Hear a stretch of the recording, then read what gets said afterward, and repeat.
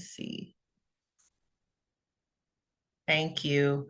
Okay, yeah. So we will sort of be building on different topics. We want to start at the smallest level because different people come from different walks of life, and not all of us are knowing of different herbs, what we can do with them, how the body responds to different herbs. And so we're gonna dive into that topic this evening, and just go over some basic principles of the role of herbs in healing and how important it is. What can we learn from the different things that God has given us with the herbs? So I pray that this may be a blessing to you as we go on this journey this evening. Okay. My name is Shantoya Stewart.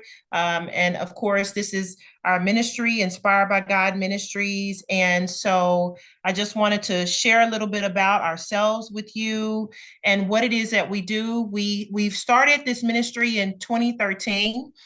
We're currently located in West Virginia, but God has called us to a worldwide ministry. So wherever it is that He sends us, that's where we go to do His work. And so we just sort of co-labor with Him to do the work that He's called us to do. So we started this desire of this ministry to help people that were not getting the help that they needed from traditional medicine. That is just a small, tiny statement of what it is that we do and why we decided to do this work. We love working with individuals. We love learning more about God's natural ways of healing and using different herbs.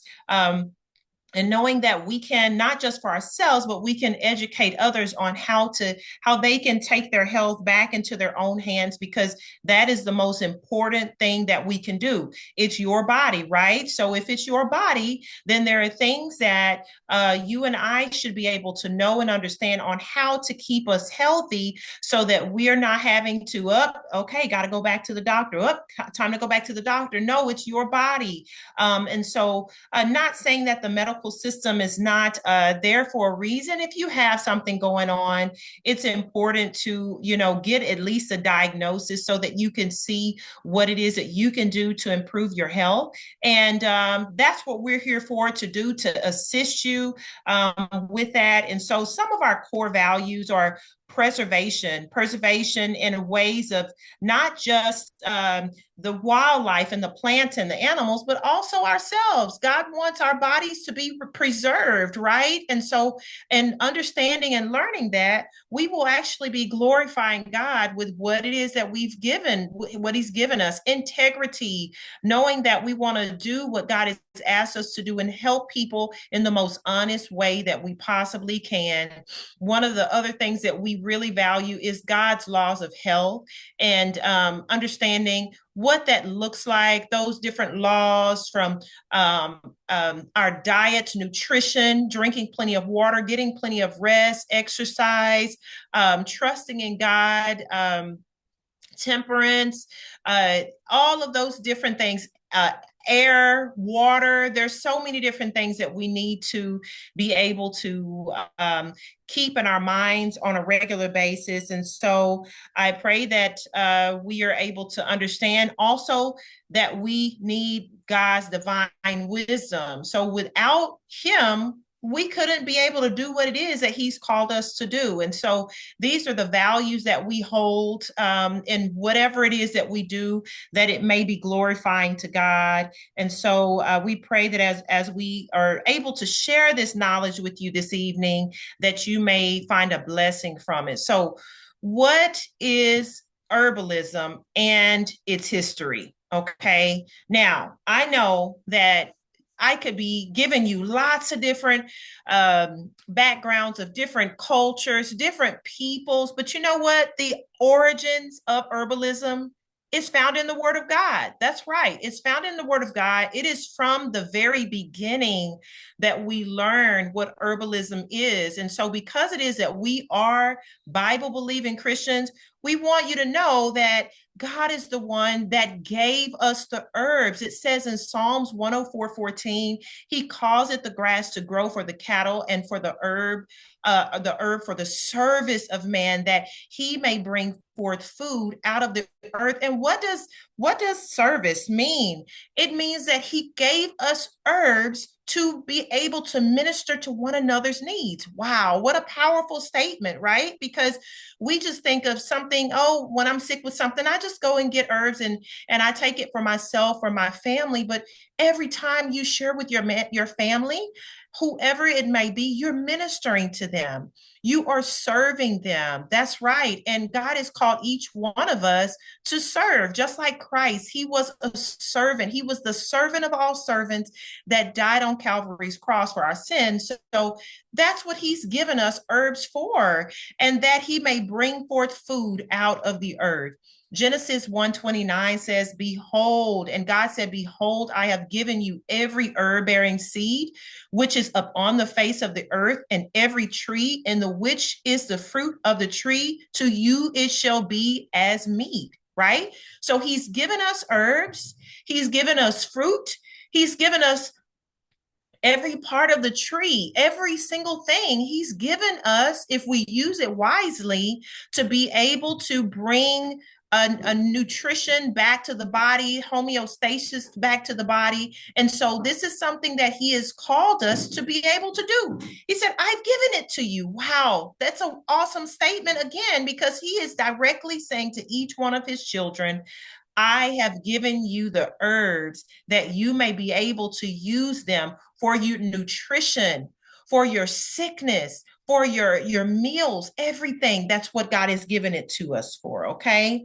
Now, there is a wonderful reader, a wonderful author that I love, and she writes this. She says, the use of certain herbs that the Lord has made to grow for the good of man is in harmony with the exercise of faith.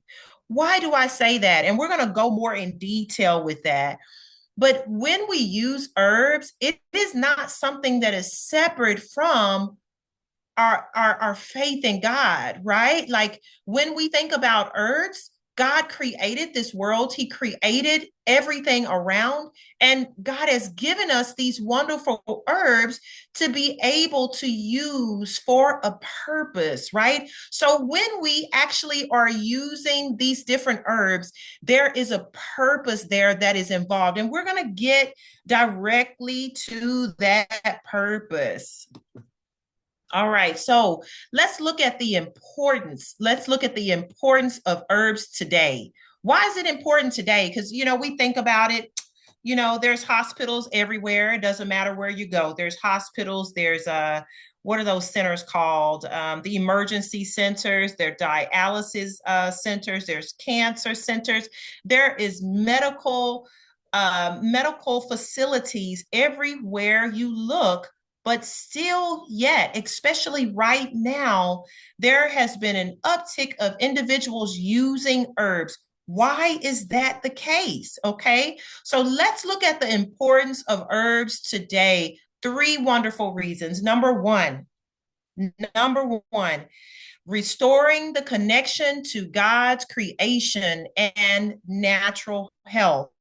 Restoring the connection to God's creation and natural health. And so when we are living in a world that is full of synthetic medicines and industrialized foods, we see that everywhere you go to the grocery store, how much produce do you see compared to all the processed foods that are throughout all of the huge aisles at the grocery store, right? And so we tend to not realize that when we're eating foods that we need, our bodies are designed to take in that food and assimilate that food so that we come out with nutrition. We have health. We see it not just not just with the taste on our taste buds that we consume this food, but we also feel it, right? We have more energy, we have more strength, we have a strengthened immune system. And so these are things that we need to really consider when it is that we are shopping for food. So God is he's actually asking us to return back to a God ordained method of healing. Now, again, that doesn't mean that we can't go back and forth to the hospital when something is wrong, but if we say we are serving God and he's given us principles, we if we use them diligently and wisely, I will say it again. If we use herbs diligently and wisely, it will allow for our bodies to benefit in a way to where we are not dealing with a lot of the illnesses and the pain that we're dealing with today. Okay.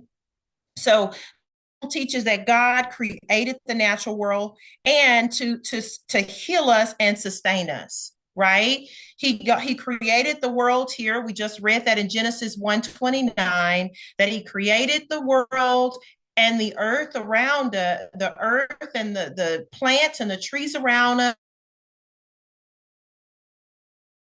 Different way to look at it. But the reality is, many of the times that we go and we get tons of pharmaceutical medications, pharmaceutical drugs, they never heal disease. They never heal disease. They will take it down a little bit. They will give you less symptoms, but you also get those byproducts of all of the symptoms from taking the medication themselves, right? So we have gotten to the point to where we are over reliant on pharmaceuticals. Okay. And usually people will say that herbs are the alternative. But you know what? The reality is, if we break down that word alternative, alter means to change, right? Alter means to change, and native is the original. That's right. You understand that, right? So if we are changing the original, which one is it that's really the alternative? Is it what God created from the beginning and the foundation of this earth? Or is it what it is that we see that is pushed on us when it is that we go to the doctor and we get medications? That is the alternative. That's correct. Okay. So that's another reason why it is important for us to understand and educate ourselves on herbs. The next one is promoting comprehensive healing for the body, the mind, and the spirit. Comprehensive healing. It promotes comprehensive healing of the body, the mind, and the spirit. The wonderful thing about herbs is it just isn't for physical ailments like, oh, I have diabetes, or I got arthritis, or I've got pain in my shoulder. No, there are different herbs that are good for calming you. There are herbs that are good for anxiety. There are herbs that are good for all different types of illnesses, from Alzheimer's to you name it. There are things out there. And so today we're going to go over some of those herbs. Of course, herbs is a in-depth study. Can we go over more in depth? Yes, we can. But today we are sort of trying to lay the foundation. Why? Because if you do not have a good foundation, you don't know where you will end up. And the reason why we're sharing this is because there's so many different methods out there. There's so many different things that you can get yourself into when it comes to different principles and herbs. But we want to lay a foundation that is found in the Word of God, right? So that we can know without a surety that we're doing what God asks us to do, and we're asking Him to give us whole health. All right. All right. Let's go to the next slide here. Okay. Okay. All right. So let's look at for a moment the safe use and doses for herbs. The safe use and doses for herbs. So when you're looking for different herbs, you want to put into context how you're going to apply or use these herbs. So you want to think about the age and the weight of a person, the formulation and the potency, how strong these herbs are, the health conditions that the person is dealing with, and also the quality of the herbs. How long have you had these herbs, and different reasons for using them? Are you using them for chronic illnesses? Are you using them for an acute issue? Are you using them for, you have to think about if a person has immunity issues, do they have a natural immune suppressant issue, or is it that they are dealing with different types of sensitivity? So these are things we want to look at when it comes to using herbs, and just remembering the age of a person. And we're going to cover this more in detail as we go. At the end, I'll do a small little review so that we can sort of remember what it is that we're sharing with you this evening. But if you have a 5-year-old child, obviously you would not give them the same dose of a person that is 35, right? Or if you had a person that was 200 pounds, you wouldn't give them the same dose that you have a person that's 100 pounds, right? So understanding that and knowing that that is important will really, really help in how you use different herbs, and how you can apply them when it comes to your family. And in some children, sometimes their kidneys and their liver are not fully developed, even when they get into 3 and 4 and 5 years old. And so their bodies are going to assimilate those herbs much differently than you as an adult. So that's really important when you're dealing with that. Okay. A lot of elderly people, their metabolism has slowed down quite a bit. Many times they have a weaker immune system. So those are things that you want to keep in mind when it is that you're working with someone, your mother, your grandmother, somebody that is you want to they want to use different herbs, but they don't know how to start. Just keep that in mind. And again, we're going to cover it more in detail at the end so that you can understand step by step why we are dealing with these things. Okay, so you have different formulations that you can use with the herbs. So, each formulation is different, from a tincture to a to capsule form to different essential oils. There are essential oils that you can consume, but you need to know how you are going to do that. You cannot just go and just say, okay, I'm going to take this amount, or I'm going to take this amount. There is I would say a general dosage for different herbs. And so we're going to tap into that a little bit more this evening. All right. And so we want to just make sure that when we're using different herbs, that we are taking the time to educate ourselves. And that doesn't mean you have to necessarily do some long studies on different things, but if you're going to consume them, you want to make sure that you are making wise steps. Now, that doesn't mean that we should be fearful, right? If we can go into the doctor's office and we can go in and get that medication. Did we go and check all of the symptoms or the side effects of those different medications? No, most people don't, right? They just believe that the doctor gave them the right thing, right? And so when they go in and they get a medication, the doctor has given them a certain medication. 3 or 4 months, 5 months, 6 months down the line, when they start to see different side effects take place, then we go back to the doctor, and the doctor is going to do one of two things. And I've shared this before. They're either going to take you off that medication and give you another medication in its place, or they're going to start to look at those symptoms, not pay attention that those symptoms may be contributing or coming from the side effects of this medication.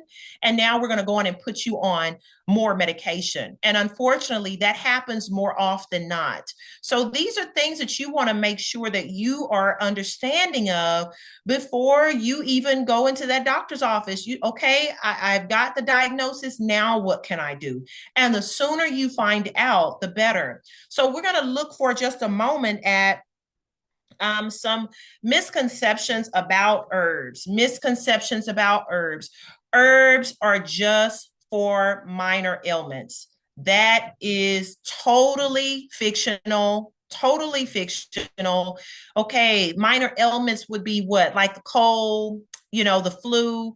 Uh, what else? Skin irritation, rashes, Um, those are minor ailments. Those are things that any mother, if she understands what's going on, she can fix those things at home. But you know what? God is merciful. And God had a plan already in place prior to all of what we see in the medical realm and allopathic medicine today. Did you know that majority of the medications that are on the market today originally started with different properties from herbs? That's right. They were not petroleum-based medications.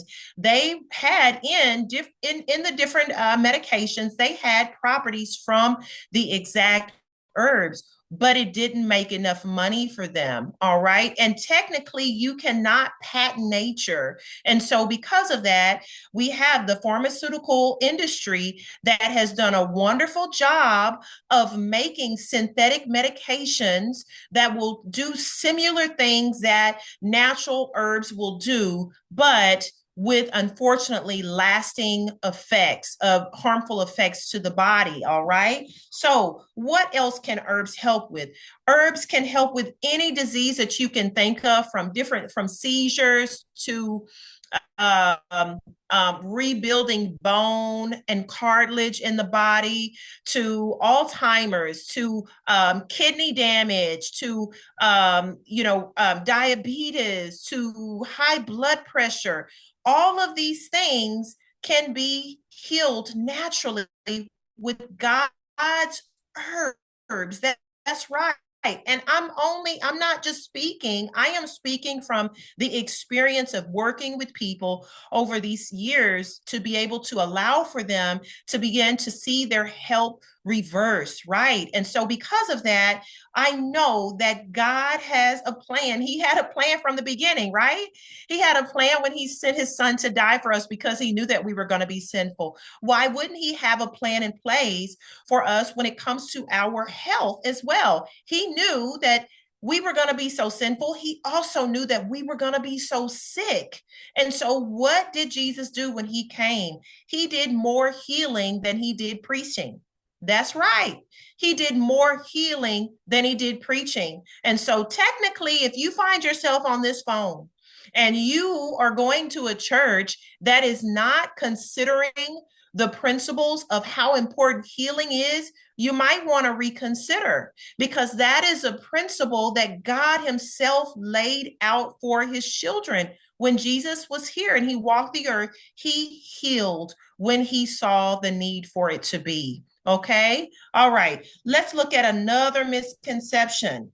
All herbs are safe and mild. Not so. Not so. Now, there are some herbs, I would say maybe in the early 1900s on back, that were considered extremely strong herbs, as in if you took them in appropriate doses, it could actually do harm to the body, right? And yes, those things do exist. There are some herbs that if you touch them, you will have pain for days on end afterwards, right? But if you're using them wisely, you will get the desired benefit and effect that the body does need. When it comes to mild, there are herbs out there that are so strong. There are herbs that are so strong that you only need a small dose of, okay? That you only need a small dose of. And we're going to get into this a little bit more on the next presentation of some of those different herbs that we can use that are so strong.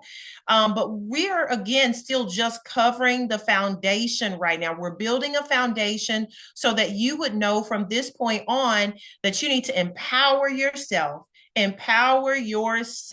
to be able to use God's natural remedies the way that he designed them to be. Next misconception: herbs are not as effective as pharmaceuticals. Guess what? Matter of fact, I would say that they're even stronger in many cases. They are even stronger in many cases than some of the pharmaceuticals, okay? Because pharmaceuticals only deal with symptoms. If a person has diabetes, they take metformin It helps to bring the sugar out of the bloodstream.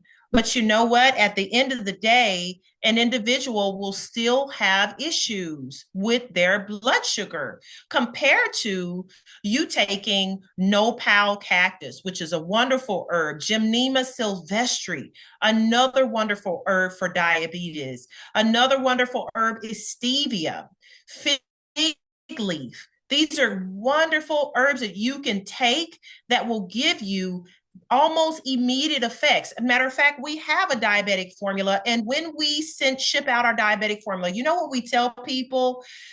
You need to monitor your blood sugar as soon as you start taking it, because after the first day, your blood sugars are going to come down very quickly. And you want to make sure that you're paying attention to how your body is responding to it. So that does not mean by any chance that herbs are not as effective as pharmaceuticals, because that is a false notion. All right. Another one is that herbs are safe for everyone. Okay, now this is where we get a little sticky, because I know we said earlier that they're safe and mild, but this one now, we're talking about if someone has an allergic reaction to the daisy family, they shouldn't be taking some of the herbs that are in the daisy family, like stinging nettle.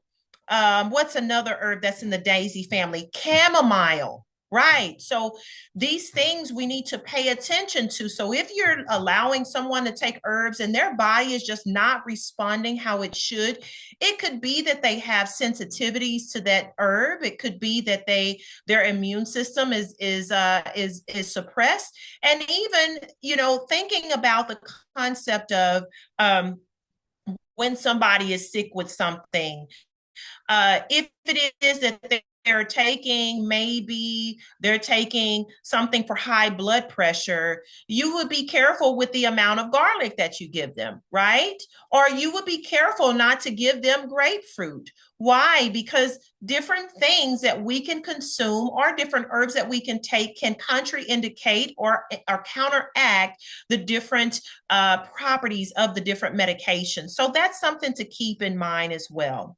Okay, herbs are only for physical ailments. And I know we just talked about this a moment ago. It's not just for physical ailments. There are different issues that people have: bipolarism, hyperthyroidism, Alzheimer's, schizophrenia. Okay, all of these are illnesses that are not physical ailments, but herbs can assist with them. So it's just realizing that you don't have to stop at just a little bitty thing here or there. Oh, yes, I put turmeric in my food every day, or I put basil, or the things that we consume. All of those are medicinal herbs, even though we use them for culinary purposes. But to really understand that now is a time more than ever that we need to learn to lean on the simple ways of healing. Why? Because we are living in uncertain times. We can all turn on the news, whatever channel, whatever media you choose, and you can be able to see that we're living in uncertain times. And what does that mean? That means you may not always be able to go to the hospital. That's right. And I know that's a strange thing to hear, but the reality is that we need to be able to take our health into our own hands. Our ancestors did it. And I would go as far as saying we have more knowledge at our fingertips that our family members, our ancestors may not have had. And so now is the time to be able to educate ourselves and apply these things so that we are not having to be dependent on anybody else but God, and knowing how our bodies are able to function. Right? All right. Okay, let's continue here. Okay, so let's look at some different herbs and some properties that they have. I wanted to again start off really, really simple so that we can grasp some of these concepts. And some of these things you may know already, and some of them may be a shock to you on the different herbs. And so we're going to look at the doses on herbs as well. I think I may have just put it on the first slide, but it's just a generic on all of these herbs. Now, some herbs, of course, you're going to have to take less than what I have here, 1 to 2 teaspoons in a cup of water to make yourself a tea, or what we also call an infusion. So let's look at some of the properties here. Chamomile is really good for calming, sleep, digestion. It's an anti-inflammatory herb, and it's skin soothing. So you'll notice that in a lot of external formulas, like different salves, that you'll be able to see them. Let me see. Sorry here. Okay. Have some people joining. Okay, that you will be able to see in the salves. You will see different herbs like chamomile and lavender. Some of them have plantain and things like that. So this is an herb that is really good for skin soothing.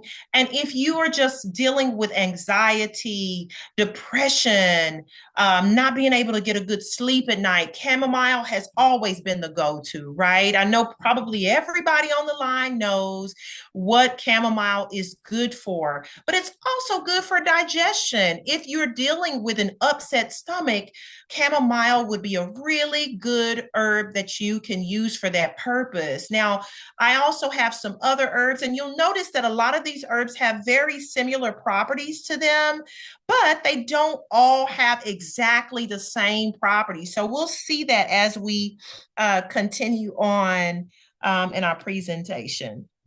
Okay, lavender. Lavender is another herb that helps to relieve stress. It is really good for bruises and burns.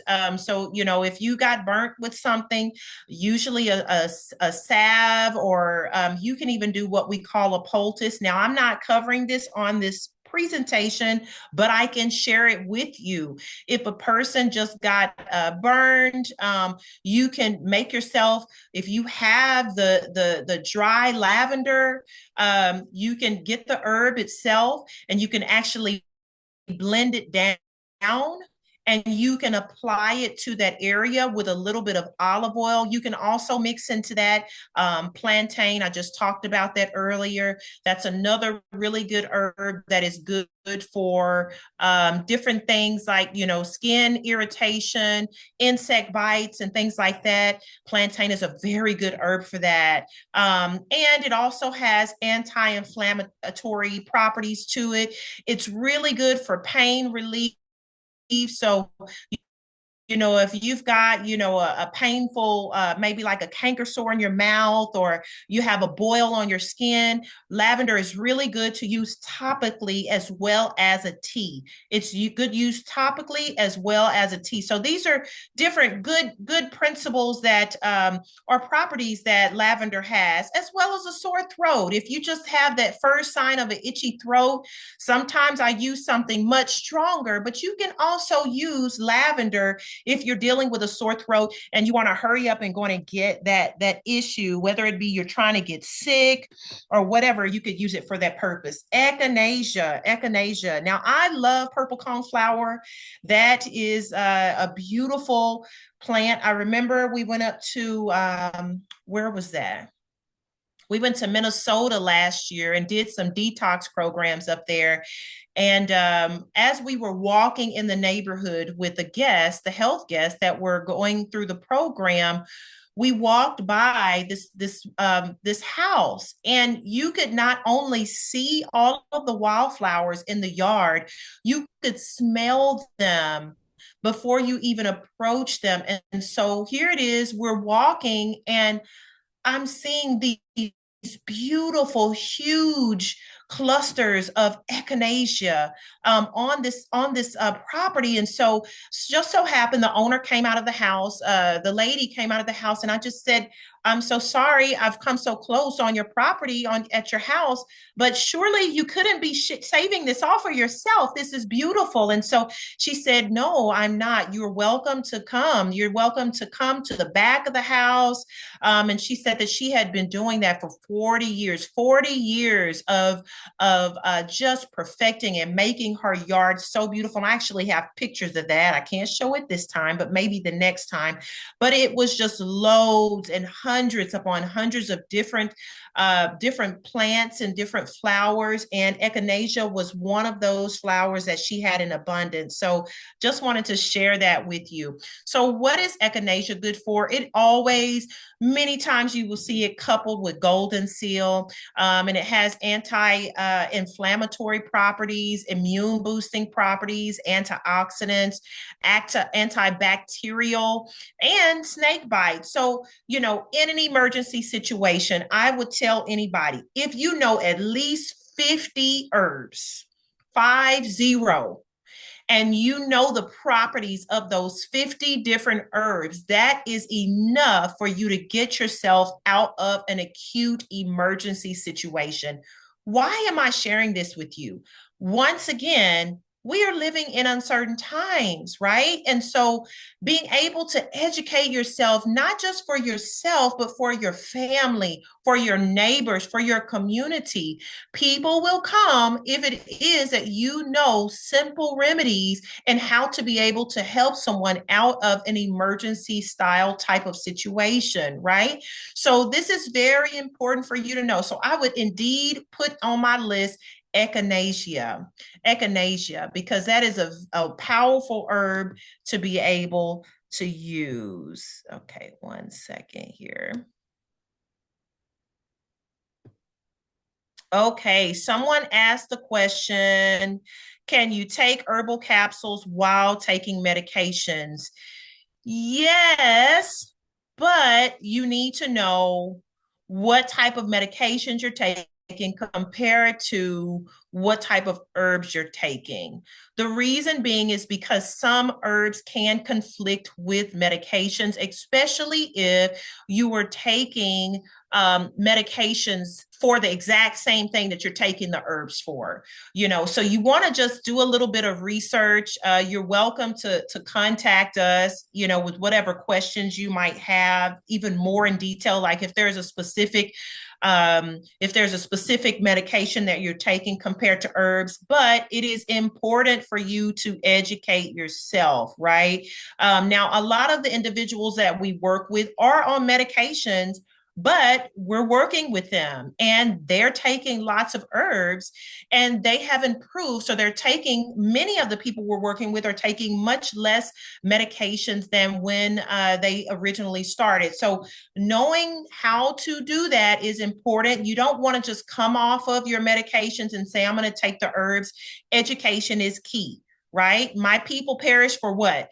The lack of knowledge. So when it is that you are saying you want to introduce natural herbs into your system, you want to know how to apply them and use them. All right. So I know I didn't talk about that last one, awesome property of echinacea, that it is really good for snake bites. So if it is that you're in the country areas and it's that time of the year when the snakes are no longer hibernating, you're outside, and God forbid you get bitten by a snake or even a spider bite or anything like that, echinacea will help with the symptoms that you would receive, especially with a snake bite. So echinacea, I would definitely say, is something that you need to put in your kit, in your medical kit. Okay, let's look at ginger. It is good for allergy relief if you're dealing with just seasonal allergies or allergies in general. It's also good for hypertension.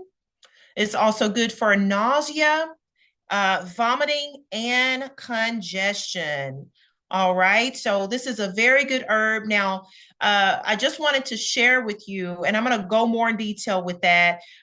When you're dealing with nausea and vomiting, I know some women we suggested during pregnancy time, but you don't want to take a lot of ginger. It actually can cause harm to that beautiful baby that is growing in the womb. So you only take a tea, a cup full, with about a not maybe like a fourth of an inch of or just a small piece of the ginger, and make yourself some ginger tea, and it will not cause any harm whatsoever. All right.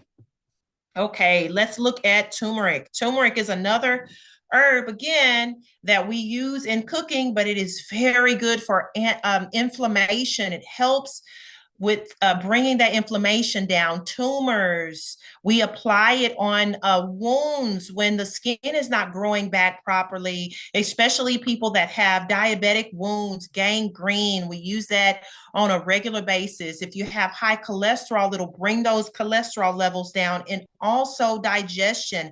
And I wanted to talk to you about inflammation and turmeric. We think of taking it internally, and we do. That's one of the things that we suggest to individuals. But I did have a sister a couple of years back that she had bursitis in her shoulder. Right? She had bursitis in her shoulder, and it was so painful. She couldn't move it up, down, over. She could not move her shoulder whatsoever. And so we made a really nice, hearty poultice of of turmeric, and we did turmeric with flaxseed, and we cooked it down a little bit with some water, and we just applied it on her shoulder. And you know what, that next morning she felt a world of better. So there are different things that we can use. If you don't have one thing, you can use something else. If you don't have turmeric for inflammation, you can use charcoal, right? So there's some different things that we can use to alleviate some of the issues that we're dealing with on a regular basis.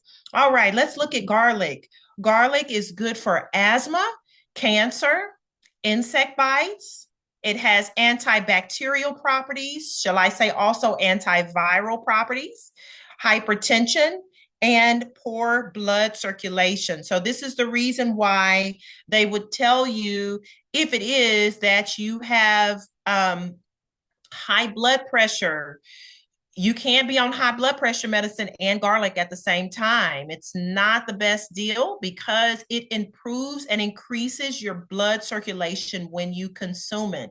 So if you're dealing with circulation issues, garlic is one of those go-tos that you can consume, and it will give you improvements as long as you're not taking any kind of medications for high blood pressure. All right. Peppermint.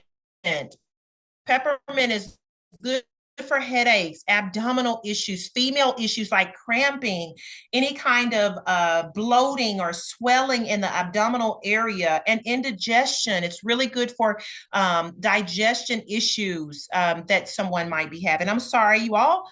I've got to continue to move forward because we've still got a couple things to cover before we close out for the evening, and it's getting pretty late.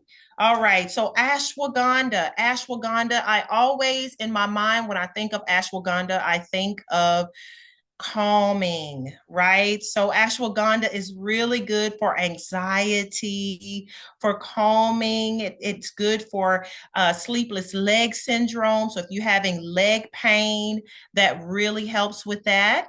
And so that's another good herb that you can. Oh, all right. Okay, thank you so much for putting the video up. If you are dealing with pain in your legs, you can use ashwagandha, and that will help. Alzheimer's, another really horrible condition that more and more people are coming up with today. Cancer, it's really good for cancers, especially cancers that are dealing with hormone issues, especially for women. Hypothyroidism, which means that you're dealing with your thyroid being inactive, it's underacting. That's very good for that. and even depression. So ashwagandha, if it is that you're dealing with any kind of mental disturbances, ashwagandha is a very good herb to be able to have that that will be key in your arsenal to be able to assist someone with it. Okay. All right. Let's keep going here. Calendula. Some people call it calendula. I just like the name calendula. So this one is very, very, oh, did I go too far ahead? I did. Sorry about that. Having some technical issues. Okay. All right. So calendula is good for ulcers, conjunctivitis, which is pink eye, right? Eczema, break tons of breakouts on the skin, varicose veins, and we're going to go into some of these things, but you all have to stay tuned because we're going to be doing these presentations every single Thursday night at 8 p.m. Eastern time. Is it Eastern? Yes, Eastern Standard Time. So if we did not cover it today, we're probably going to cover it the next Thursday or the Thursday after that, right? So calendula is also an herb that is really good for any kind of skin issues, breakouts of acne. It's good for cuts. It's good for wounds. It's good for rashes. It's good for poison ivy. If you got in the forest and you got tons of poison ivy, it's really good to make a salve or do a poultice or something like that on the skin. And the wonderful thing is it's also an antiseptic. So it's not just for, skin issues. If it gets infected, the antiseptic properties in it will be able to help to bring the body back to where it needs to be with the itching and all of that. All right. Okay, let's go to lemon balm. Lemon balm. Lemon balm is really good for anemia. And I know I started at the bottom of the list, but I wanted to cover anemia because there are a lot of women that are dealing with anemia simply because their hormones are off balance. And we will be going into some of these health issues that women are dealing with because more and more as time goes forward, we're seeing a lot of women that are dealing with major hormonal issues, right? And so one of their concerns is that they're losing so much blood during that time of the month and they end up getting anemia, which means that their blood count is too low. So lemon balm is really good for that. Acid reflux, it helps to calm your digestive area so that you're not having the acid coming back up. And we're going to cover some of these health topics because acid reflux is simply because we're eating foods that have too much acid or we're eating too many oily fried foods, right? So we're trying to cover as much of the spectrum as we can simply because when you learn these things, everything overlaps. I know when we go to the hospital, you'll have this doctor that specializes in just the endocrine system or, ear, nose, and throat specialist or an eye doctor or a podiatrist or all these different medical physicians, all of these different things. But remember that God made the body whole, right? So if one organ is not functioning properly, you better believe that another organ or two is in the backdrop trying to do a little bit more work just to bring that body back to homeostasis, right? And so we need to be able to understand how the body is functioning so that if it is that something is happening with one organ, it's usually not that one organ that is dealing with the brunt of it. There's something else going on in another organ. And we want to be able to believe in whole healing, wholeness, mentally, spiritually, and physical healing, right? All right. So lemon balm is also good for stress. It has calming properties as well, digestive disorders, and even genital herpes. That's right, genital herpes. So these are some wonderful herbs that we can use if you don't have them. I would consider saying, consider adding them into your arsenal. It's not about, just getting these things and not knowing what they are. I know some people, they have tons of different herbs, but they don't even know the properties of the different herbs. And so I would encourage each one of you that's on the line today, educate yourself. And I know it every day gets busier and busier, right? We've got bills to pay, we've got people to take care of, we've got this to do and that to do, but we need to be able to arm ourselves so that when anything may happen, we already have the understanding and the learning that we need to have to be able to help not just ourselves, but our family members, right? And our neighbors and everyone that we come in contact with. All right. So let's look at preparing a tea. And I just wanted to share this. I know everybody on the line, I'm sure, has drank herbal tea, but when you're dealing with a major health condition, you want to remember, if you can, to cover those herbs. So we boil the tea first, the water first. Sorry, boil the water first. You turn it down, you put your herbs in there, and you cover it, and you let it steep on low for 20 minutes. You let it steep on low for 20 minutes. Why? Because you are wanting to get as much of the properties from the herbs into your water. What type of waters can we consume that will give that effect? The best type of waters that we can consume is going to be your spring water. Okay, spring water, well water, making sure that you check those systems before. Those are the two best ones to consume. I would also consider, distilled water, even though it's not good to drink for extended long periods of time, but distilled water is like a hungry water. So what it does is it brings the properties from those herbs into that water much faster than your spring water or your well water. But again, you're only doing it for a small period of time, not for your entire life, or you doing distilled water. All right.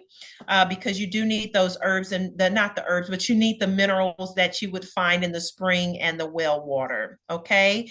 Now, if you are using the root and bark of the plant, so say, for instance, you wanted to make yourself some pine needle tea, that's a leaf. You can put that in there for 20 minutes and let it cook on low heat for 20 minutes, and you would get the properties from the needle. But you can't do that with the roots and the bark. You have to let those herbs sit in there for at least 45 minutes, simply because the properties in the roots and the bark are way more concentrated, and you want to be able to get out as many of those properties as you possibly can. Okay, so these are very important things that you have to learn when you're working with different herbs. There are different herbs like that are tubes, hard woody parts of the tree. Those are the things you want to let stay in that water a little bit longer, 45 minutes as opposed to the 20 minutes. All right.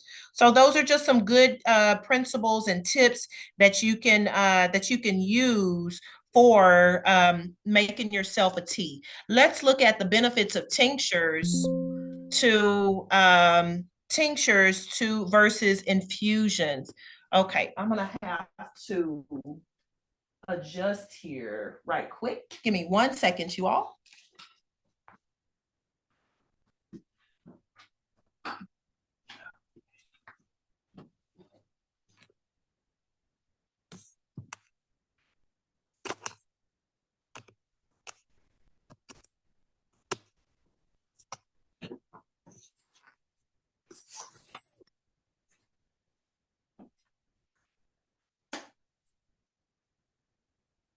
Okay.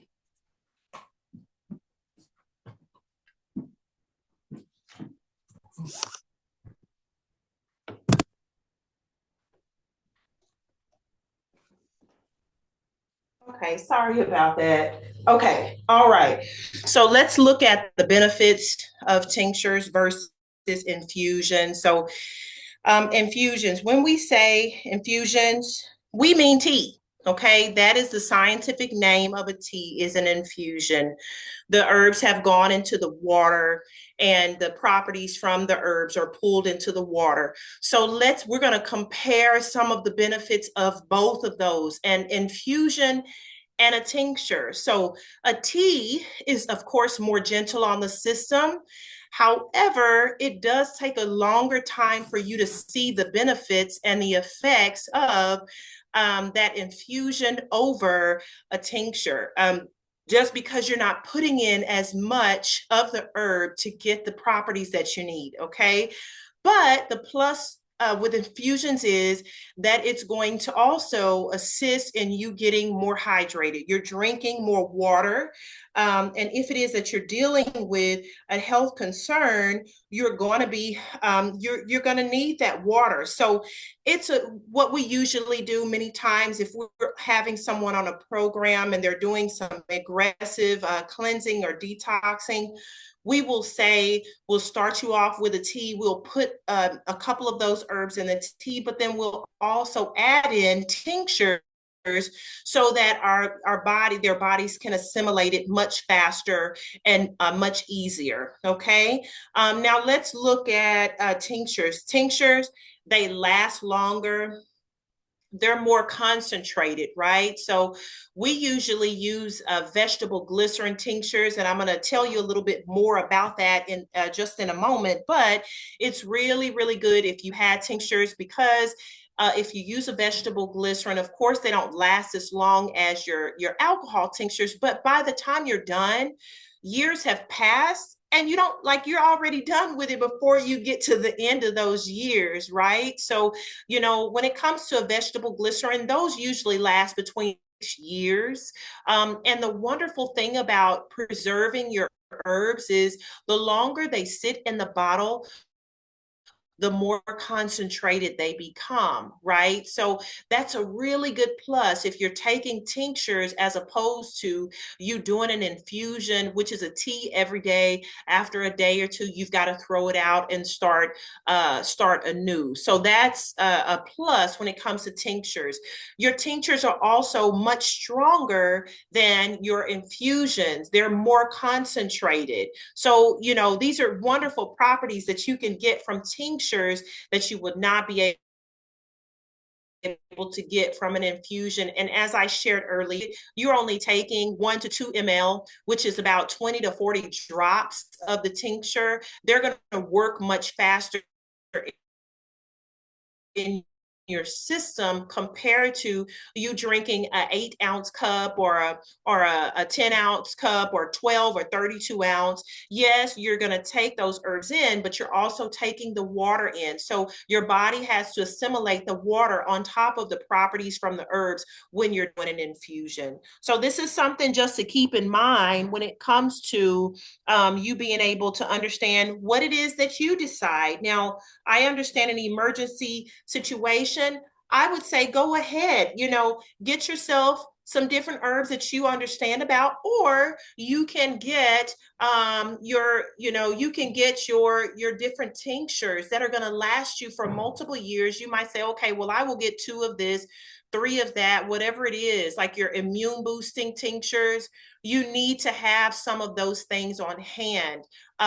It just is a better situation simply because you've got to make sure that you have all of these different herbs on hand. And it depends on the different herbs. Some herbs cost quite a bit, and so there's a lot of money that's put into that compared to you getting a tincture. You buy the tincture, and depending on how large your family is, how much you need that tincture, it will last you up to 2 or 3 months, depending on the health concern that you're dealing with. So those are just things to consider. Okay, we are almost at the end. We are almost at the end. Let me see here. Okay. All right. Okay. Understanding tinctures and doses. So we already talked about, alcohol-based tinctures. Those usually last you between 15 to 30 years.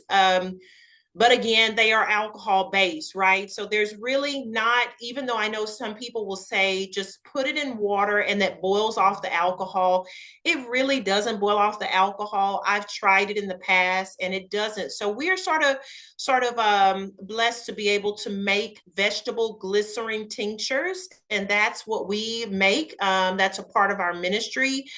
You can go on our website if you don't know what it is that we do.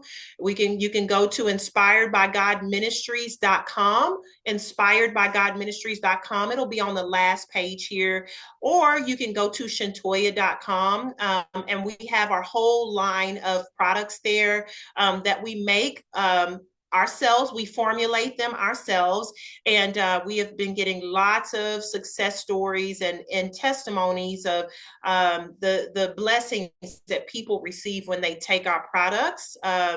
We have anything from immune boosting formulas. We do have a whole full body detox kit that we have on the market right now, and we also have different issues from diabetes, high blood pressure, bowels not moving properly, detoxing the body, the different organs. All of that is on the website, and you're welcome to reach out to us if you have any questions or comments in any way. Okay, so let's look at the dosage for a moment. Usually your average dose is depending on what you're using it for. If I were to work with someone that had a cold compared to someone that has cancer, chances are, depending on the herb that they're going to be taking more herbs for the cancer than they will for a cold, right? Or for preventative measures. So you want to start off in a ballpark. And so when it comes to tinctures, we usually say a normal dosage for most herbs is between 1 to 2 ml or 20 to 40 drops. And there's a sweet spot right there in the middle. When you get a tincture bottle and you pull up, you draw it up, it's usually halfway full, right? It never goes up to full all the way. That sweet spot is about 30 drops, right? So on average, for preventative measures, if you're taking it for something, like a cold, like usually when we travel places and we got on the airplane, we went to the airport, or we're going to an event where there's lots of people, we always have our herbs on hand. Always. I'll give you an example. I went to oh boy, I forgot what state I went to go and work with someone last year, and it was getting cold outside. It was getting cold outside, and I had to go to the airport. My husband dropped me off at the airport to go and help someone. And you know what I did? I took my tinctures and things with me, but I forgot to take some. I forgot. And so it was lots of traveling that was happening. And there was, I think there were no layovers, thank God. It was just a, one way in and out trip. And I got to the individual's house that night, and I could start to feel that something was going on in my system that I did not want. And I tell you, I said, Lord, this cannot be the case. How can I come this far and trying to minister to someone and I'm getting sick myself? So I pulled out my tinctures that night because I got there, got settled, called my husband, let him know that we had, I'd made it there safely. And I started taking my two different formulas. I took the immune defense formula, which is really good for cold and flus and fevers and things like that. And I also took our anti-plague, which is all the other illnesses that may come about that you don't know what the name of it is. You don't know what it is, but you know that you were extremely sick for no reason.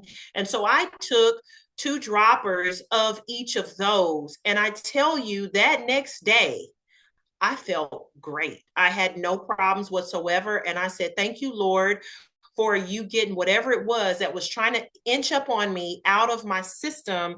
And so I am grateful to God for the natural use of his natural remedies. They work. And so when you're dealing with issues, health issues, on average, if you're dealing with something, I would say take those tinctures 2 to 3 times a day, and that will begin to get your body going in motion. Whether it comes from diabetes or high blood pressure, or you're dealing with something else, it's always a good measure to take it 2 to 3 times a day. For prevention, once a day is good. If it's that time of the year like it is right now, where there's a horrible virus that just is continuing to linger. I'm not going to say the name, but I think you all understand what I'm saying. It's very good to do a preventative and make sure that you are getting what you need to keep your body healthy. Okay. I also put on here the children's dose, depending on how old that child is. So I would say maybe ages 8 on down, 8 to maybe 2 years old, you would do a fourth of the original sets of drops. So you would do 10 drops, or even 5 drops for a young child, compared to an older child, 12 and up, 11 and up, they would do half the dose. Okay. So it just depends on the age of the child, as well as the size. Are they a petite child compared to an older child? Okay. So we are almost done. I think that we're on our last 2 slides. We're on our last two slides. We started a little late today, trying to give people a chance to get on.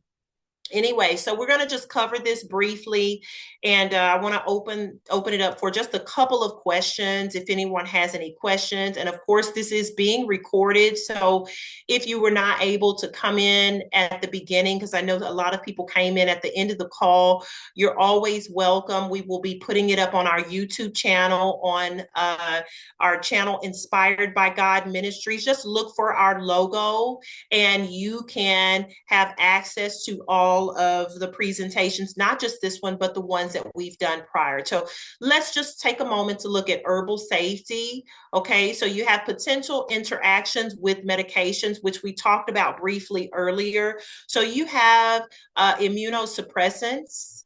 Okay, you have blood thinners, you have antidepressants, as well as blood pressure. So an individual that's on an immunosuppressants, they usually have gotten a organ transplant, right? And so their immune system will constantly be attacking itself because of this organ that they got, and so you want to make sure that you're not taking a lot of herbs that are boosting your immune system, simply because it is going to cause issues when it comes to your body continuing to attack itself. So it's those type of things you have to think about when it comes to.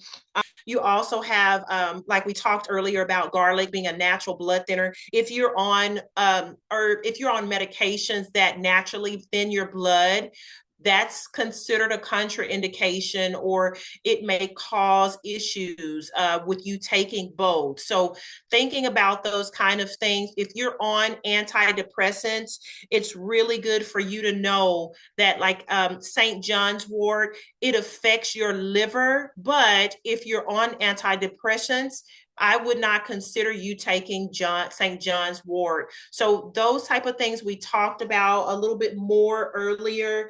That's just one of the things we need to be have into consideration. Let's look at contraindications also, with different issues when it comes to pregnancy, allergies, kidney issues, and liver issues. We just talked about St. John's wort and how it can affect the liver. So you take certain herbs for a small period of time. God never designed for us to take herbs like our doctor gives us medication, right? So you go to the doctor and they say, well, you know, you're going to have to be on this diabetic medicine for the rest of your life. And so you should technically be saying in your mind, not so. You might not tell them that, but your plan is to now make choices, wise choices, to be able to receive the health that God is desiring to give you, right? So you're making sure that you say, okay, when I take these herbs, my plan is not to stay on these herbs for the rest of my life. That is not what herbs God didn't design herbs for that purpose. You take them for the time that is specified, whether that be 1 to 2 months, and you come off.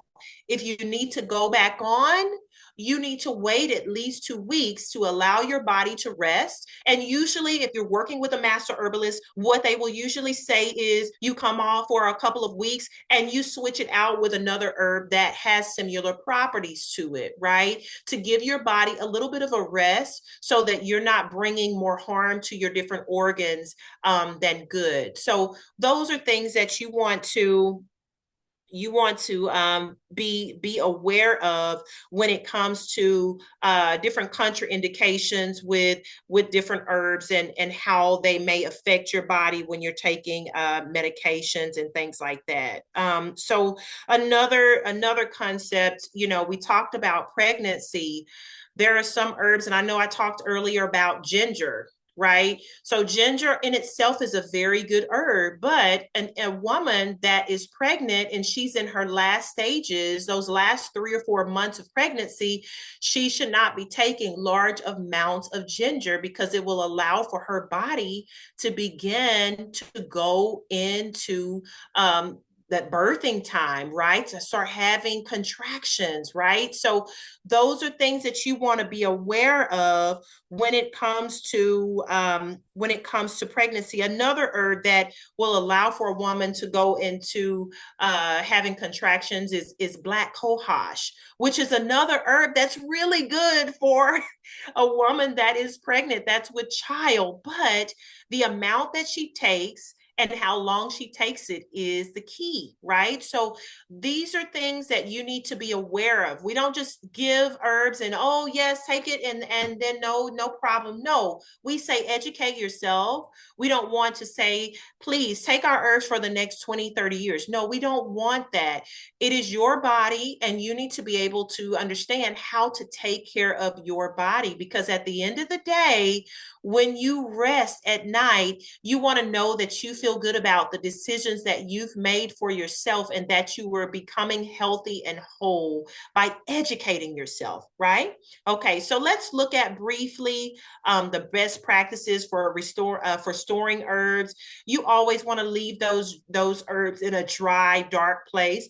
A cool, dry, dark place. Never put them out in the sun or in a window where it's getting sun, because every time the sun or the light reflects on those herbs, the properties of the herbs will diminish. So usually that's why you see tinctures in dark bottles, dark amber bottles. Amber, the color amber, like that's on this picture that I have on the PowerPoint in the back. That's usually the best type of bottle to put it in. Glass is always preferable over plastic, simply because there's been lots of issues with plastic and messing up the hormones in the body, right? And so glass bottles are the best. Okay, so we already talked about herbal preparations and concentration levels, but just making sure that you know which one that you're going to work with. If you're going to do the tincture, if you're going to do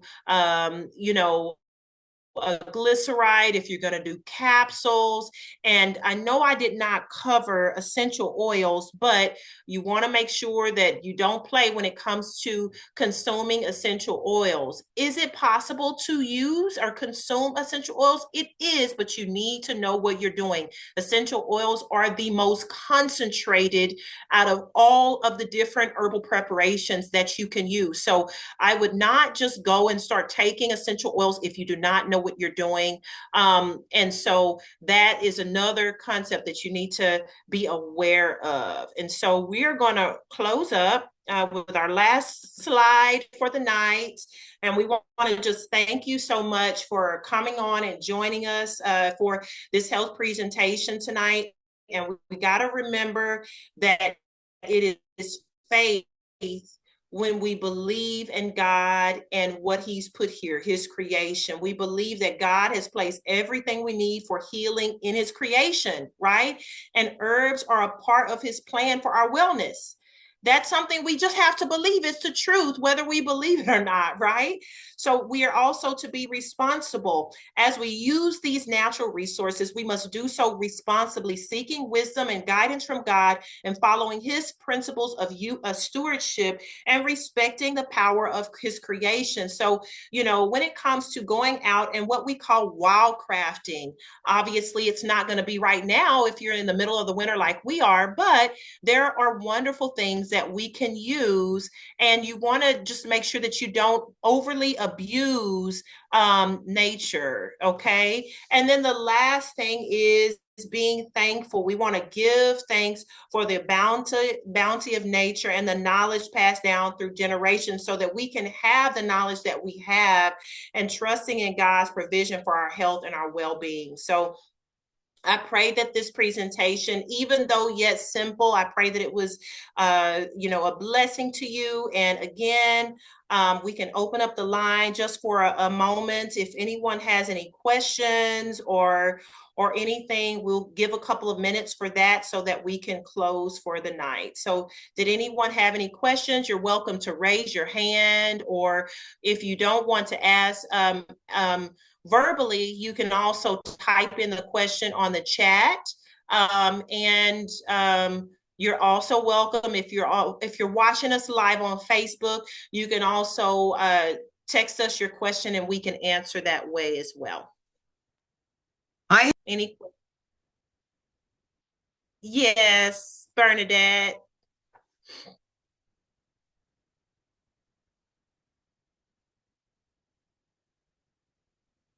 Did you have a question, Bernadette?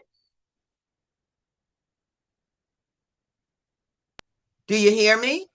Yes, I can hear you now. Okay. So we talked about infusion. So I think the dosage was maybe a cup. Yes, a cup of water to 1 to 2 teaspoons of the dried herb. Okay, so my question is, if you're doing maybe 32 ounces or 64 ounces, is that going to be more potent because you're drinking more of it? Not necessarily. Your body can only assimilate as much water as you take in. So, say for instance, so a cup would be equal to 8 ounces, right? So, Correct. 2 cups is 16 ounces, 4 cups is 32 ounces. So then you would increase, you would do 2, 4, 6, 8 teaspoons of the herb to your tincture. I'm sorry, not your tincture, your water instead. So it would still come out to the same thing, because on any given time, you don't want to drink any more than 32 ounces of water. And we shouldn't be gulping. We should be just sort of sipping it to get the properties in, and allowing our body to digest or assimilate that water and the herbs that are in the water. So, it's still not going to come out to the same as you taking, a tincture, because in a tincture, in that one tincture, which it may be 2 ounces, it may be 4 ounces, it may go to 16 ounces. You're looking at 4 times the amount of herbs in that tincture, that small bottle, compared to, a small, 1 to 2 teaspoons for a cup of tea. Okay. All right. Thank you Oh, for that. you're welcome. Any other questions? Well, I have one more if no one else is Sure. asking. Sure. So, so when you think about a tincture, can you talk to us about how you would make that with the glycerin? Sure, sure. We can definitely share that. So, usually, if you're using dried herbs is always going to be different from your fresh herbs. Why? Because your fresh herbs still have water in them. Okay. So, usually, when you're using dried herbs in a glyceride, which is a vegetable glycerin, you would usually do your tea to half of the glycerin. So, 1 to 1 is your normal ratio. Okay, Okay. half the tea and half the other half of that is the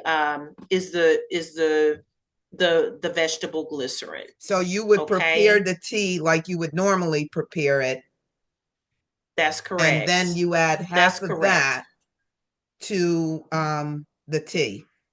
That's correct. That's Okay. correct. You never want to go below 50. You can go up to 60%. So you can do 40% of your infusion or your tea and 60% of your vegetable glycerin.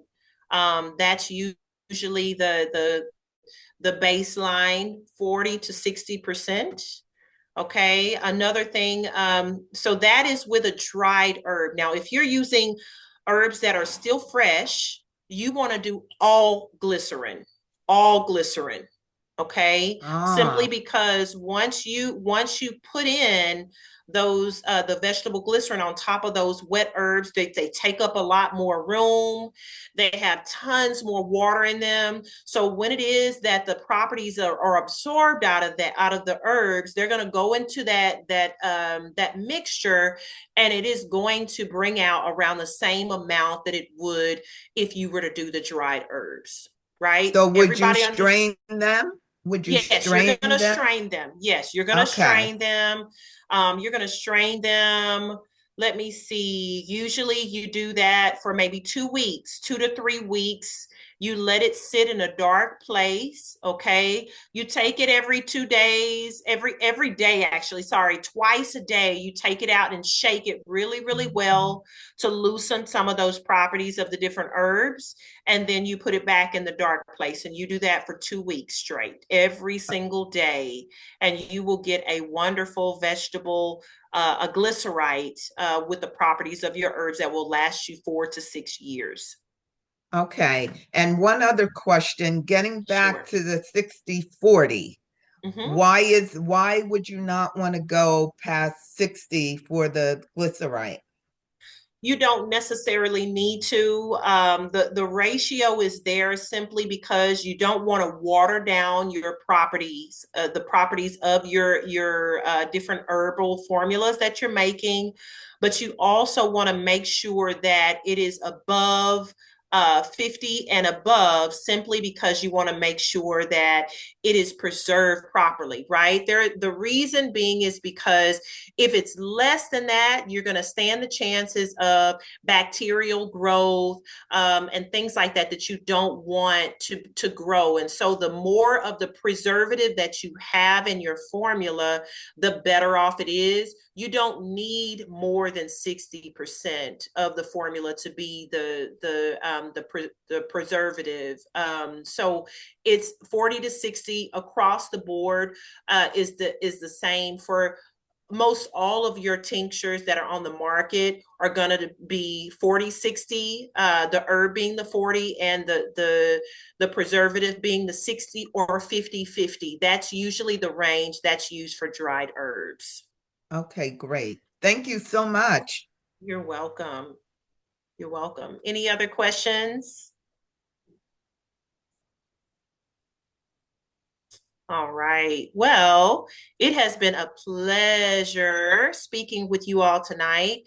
And remember, you can go on our website, inspiredbygodministries.com. We do have products that we have on there that are a blessing, not just to us to make it, but it's a blessing for those. Matter of fact, I got a testimony this morning. A lady reached out to me this morning, and she was saying how her husband was not feeling well. He didn't get a good sleep. I think he woke up in the middle of the night, and he took our formula, one of the formulas, the anti immune formula, and she said that he felt like a man. He felt strong. He felt so energetic when he woke up the next morning. When he woke up this morning, so it is those things that we hear from people taking our products that really blesses our hearts to know that the gifts that God has educated us with, as far as learning and knowing how herbs work, are being a blessing to other people, right? So when we give of what it is that God has given us to share with others, we get a blessing in return with all of the wonderful testimonies. We also do have another website. Another website that you can go on if you want to sign up for a free consultation on how it is that we can help you more if you've got some complicated issues you're dealing with. And that's myfirstname.com, shentoya.com, shentoya.com. SHENTOYA. And I believe that my wonderful husband just put it up in the chat. And you're welcome to go on there as well to sign up for a consultation. If you have any questions, reach out to us. Once you go on to the website, I did just finish writing a book on how to detox the body if you're dealing with high blood pressure. And that book is on shentoya.com as well. You can have access to purchasing the book. We just have a lot of resources that we have available for individuals. And we just want to thank you so much for coming out. We do have a program that is available for individuals that are dealing with hypertension, that are wanting to lose weight and get rid of that hypertension and learn how to manage your stress in 30 days. So if that's something that interests you, go on to our website, shentoya.com, and you can sign up again for a free consultation, and we can walk you through step by step if that's something that you're interested in. And all of what we do is by God's grace alone. So if you are interested in donating to the ministry and what it is that we're doing, because this is our full-time work, we chose that we were going to minister to people in this way until it is that Christ returns, right? So we're doing what God has asked us to do. And so if there's anything that we can help you with, we're here to serve you. We are here to serve you. And if there's no other questions for us on the line, we want to see you next week at 8 p.m. Eastern Standard Time, right? On this line, where we will be covering different topics every single week. We will be covering different topics. It is the same link, the same Zoom link that you signed on tonight. It's reoccurring. So just in case you didn't see the flyer, or you didn't find it in time, just click on this link again. The password will be the same. And we look forward to seeing you on next week. All right. So we're going to close with a word of prayer. And thank you very much. I appreciate it. You're so welcome. You're so welcome. Let's have a word of prayer. Our kind and gracious Heavenly Father, Lord, we just thank you for all of what you do for us. We don't even think about the fact that when you created this earth, you put everything here on the earth for us to be sustained.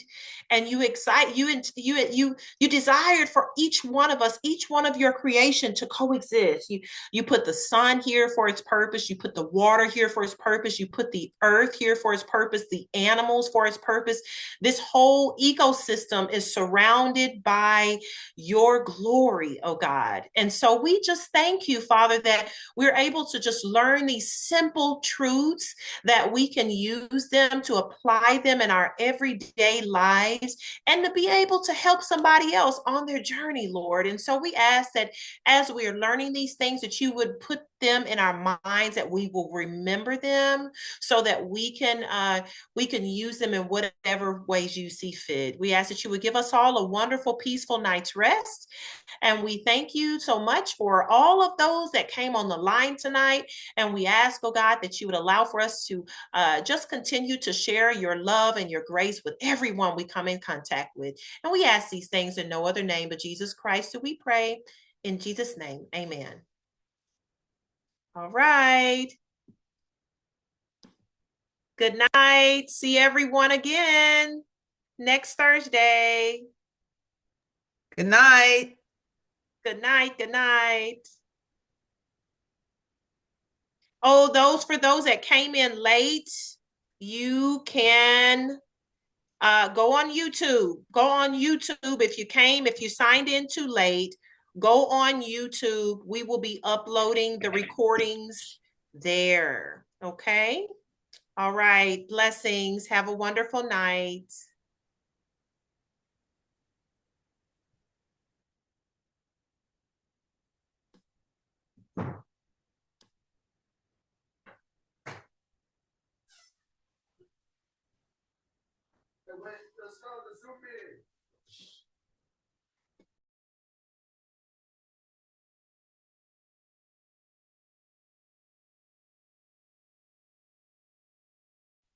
Hi, good night.